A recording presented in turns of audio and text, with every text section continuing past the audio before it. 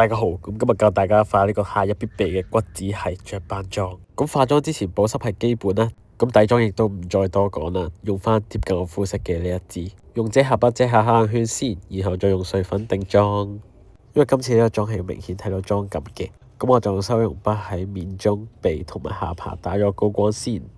係咪成塊面都即刻提亮晒呢？然後就到陰影啦，喺眼窩、鼻梁同鼻尖上面畫翻個陰影，再用手慢慢推開去。不過上呢個陰影嘅時候真係要小心，唔好太重手，如果唔係個鼻就會好奇怪。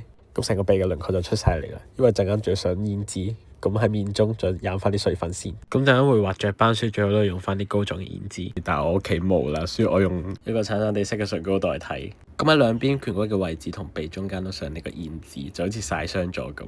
喺下巴都上少少，然後就可以畫雀斑啦。咁我會用啡色眼線筆喺啲胭脂上面隨便咁點啲雀斑出嚟，營造翻一個自然嘅效果。最後係唇膏，其實我多數搽唇膏咧都淨係搽潤唇膏。咁最近俾我無意中發現咗 Maybelline 呢支裸色潤唇膏，佢個唇色超自然咯。